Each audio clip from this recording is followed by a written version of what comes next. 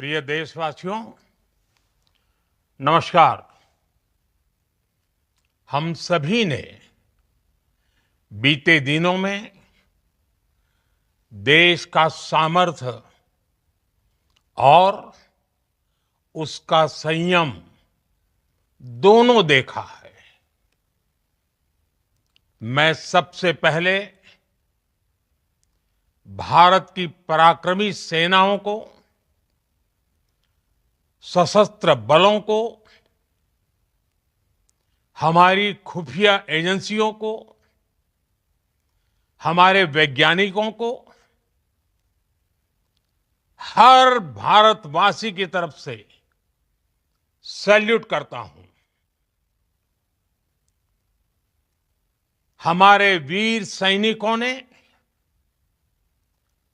Operation सिंदूर के लक्ष्यों की प्राप्ति के लिए असीम शौर्य का प्रदर्शन किया। मैं उनकी वीरता को,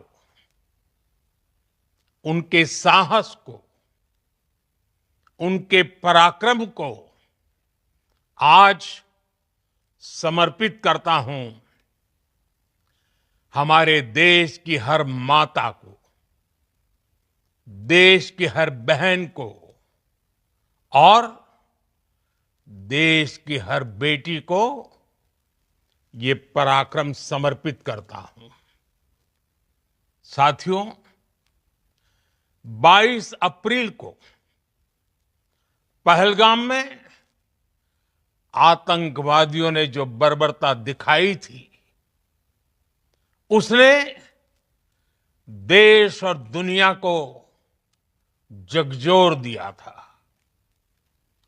छुट्टियां मना रहे निर्दोष मासूम नागरिकों को धर्म पूछकर उनके परिवार के सामने, उनके बच्चों के सामने बेरहमी से मार डालना, यह आतंक का बहुत विभत्स चेहरा था, क्रूरता थी। ये देश के सद्भाव को तोड़ने की घिनौनी कोशिश भी थी। मेरे लिए व्यक्तिगत रूप से ये पीड़ा बहुत बड़ी थी। इस आतंकी हमले के बाद सारा राष्ट्र, हर नागरिक, हर समाज, हर वर्ग, हर राजनीतिक दल एक स्वर में आतंक के खिलाफ कड़ी कार्रवाई के लिए उठ खड़ा हुआ। हमने आतंकवादियों को मिट्टी में मिलाने के लिए भारत की सेनाओं को पूरी छूट दे दी और आज हर आतंकी, आतंक का हर संगठन जान चुका है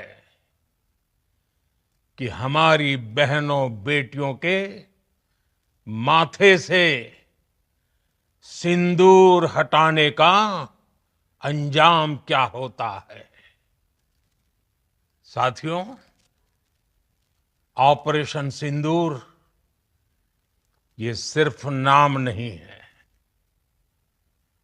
ये देश के कोटि कोटि लोगों की भावनाओं का प्रतिबिंब है। ऑपरेशन सिंदूर न्याय की अखंड प्रतिज्ञा है।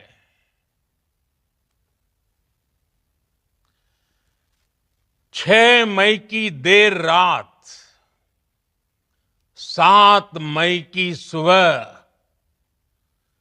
पूरी दुनिया ने इस प्रतिज्ञा को परिणाम में बदलते देखा है। भारत की सेनाओं ने पाकिस्तान में आतंक के ठिकानों पर, उनके ट्रेनिंग सेंटर्स पर सटीक प्रहार किया।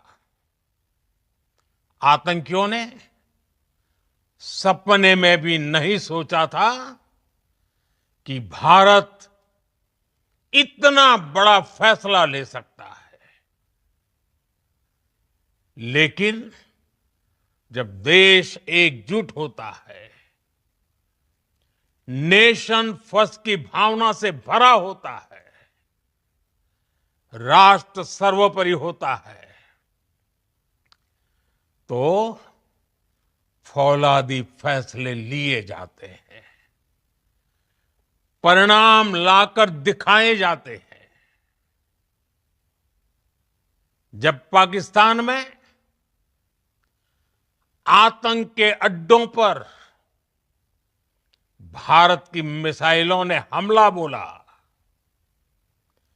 भारत के ड्रोन्स ने हमला बोला,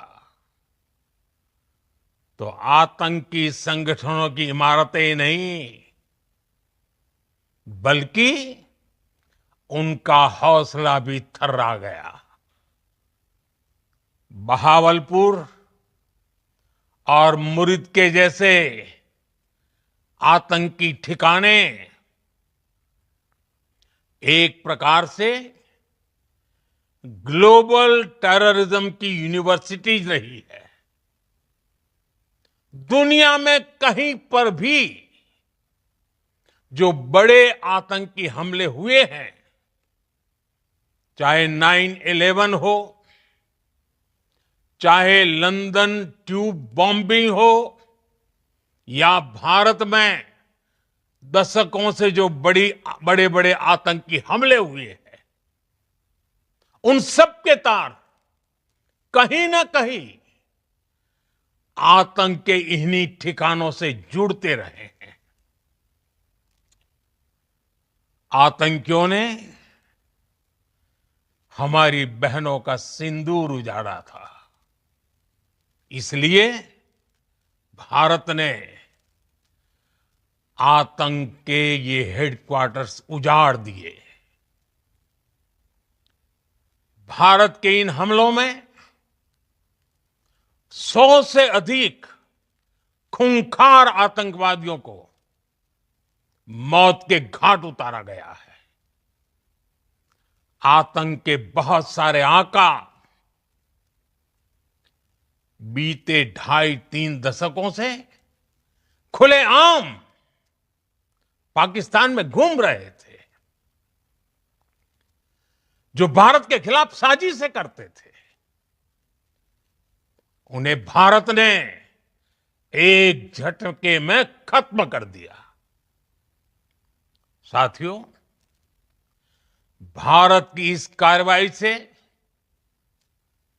पाकिस्तान घोर निराशा में गिर गया था, हताशा में गिर गया था, बौखला गया था।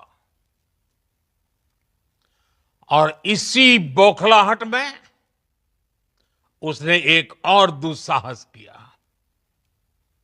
आतंक पर भारत की कार्रवाई का साथ देने के बजाय पाकिस्तान ने भारत पर ही हमला करना शुरू कर दिया। पाकिस्तान ने हमारे स्कूलों, कॉलेजों को, गुरुद्वारों को, मंदिरों को, सामान्य नागरिकों के घरों को निशाना बनाया। पाकिस्तान ने हमारे सैन्य ठिकानों को निशाना बनाया। लेकिन इसमें भी पाकिस्तान खुद बेनकाब हो गया। दुनिया ने देखा कि कैसे पाकिस्तान के ड्रोन्स, पाकिस्तान की मिसाइलें भारत के सामने तिनके की तरह बिखर गई। भारत के सशक्त एयर डिफेंस सिस्टम ने उन्हें आसमान में ही नष्ट कर दिया। पाकिस्तान की तैयारी सीमा पर वार की थी, लेकिन भारत ने पाकिस्तान के सीने पर वार कर दिया। भारत के ड्रोन्स, भारत की मिसाइलों ने सटीकता के साथ हमला किया। पाकिस्तानी वायुसेना के उन एयरबेस को नुकसान पहुंचाया, जिस पर पाकिस्तान को बहुत घमंड था। भारत ने पहले 3 दिनों में ही पाकिस्तान को इतना तबाह कर दिया जिसका उसे अंदाजा भी नहीं था। इसलिए भारत की आक्रामक कार्रवाई के बाद पाकिस्तान बचने के रास्ते खोजने लगा। पाकिस्तान दुनिया भर में तनाव कम करने के लिए गुहार लगा रहा था और बुरी तरह पीटने के बाद इसी मजबूरी में 10 मई की दोपहर को पाकिस्तानी सेना ने हमारे डीजीएमओ को संपर्क किया। तब तक हम आतंकवाद के इंफ्रास्ट्रक्चर को बड़े पैमाने पर तबाह कर चुके थे। आतंकियों को मौत के घाट उतार दिया गया था। पाकिस्तान के सीने में बसाए गए आतंक के अड्डों को हमने खंडहर बना दिया था। इसलिए जब पाकिस्तान की तरफ से गुहार लगाई गई, पाकिस्तान की तरफ से जब ये कहा गया कि उसकी ओर से आगे कोई आतंकी गतिविधि और सैन्य दुस्साहस नहीं दिखाया जाएगा, तो भारत ने भी उस पर विचार किया। और मैं फिर दोहरा रहा हूं, हमने पाकिस्तान के आतंकी और सैन्य ठिकानों पर अपनी जवाबी कार्रवाई को अभी सिर्फ स्थगित किया है। आने वाले दिनों में हम पाकिस्तान के हर कदम को इस कसौटी पर मापेंगे कि वो क्या रवैया अपनाता है। साथियों, भारत की तीनों सेनाएं, हमारी एयरफोर्स, हमारी आर्मी और हमारी नेवी, हमारी border security force BSF, Bharat के अर्धसैनिक बल लगातार अलर्ट पर है। सर्जिकल स्ट्राइक और एयर स्ट्राइक के बाद अब ऑपरेशन सिंदूर आतंक के खिलाफ भारत की नीति है। ऑपरेशन सिंदूर ने आतंक के खिलाफ लड़ाई में एक नई लकीर खींच दी है, एक नया पैमाना, न्यू नॉर्मल तय कर दिया है। पहला, भारत पर आतंकी हमला हुआ तो मुंह तोड़ जवाब दिया जाएगा। हम अपने तरीके से, अपनी शर्तों पर जवाब देकर रहेंगे। हर उस जगह जाकर कठोर कार्रवाई करेंगे जहां से आतंक की जड़ें निकलती हैं। दूसरा, कोई भी न्यूक्लियर ब्लैकमेल भारत नहीं सहेगा। न्यूक्लियर ब्लैकमेल की आड़ में पनप रहे आतंकी ठिकानों पर भारत सटीक और निर्णायक प्रहार करेगा। तीसरा, हम आतंक की सरपरस्त सरकार और आतंक के आकाओं को अलग अलग नहीं देखेंगे। ऑपरेशन सिंदूर के दौरान दुनिया ने पाकिस्तान का वो घिनौना सच फिर देखा है, जब मारे गए आतंकियों को विदाई देने पाकिस्तानी सेना के बड़े बड़े अफसर उमड़ पड़े। स्टेट स्पॉन्सर्ड टेररिज्म का ये बहुत बड़ा सबूत है। हम भारत और अपने नागरिकों को किसी भी खतरे से बचाने के लिए लगातार निर्णायक कदम उठाते रहेंगे।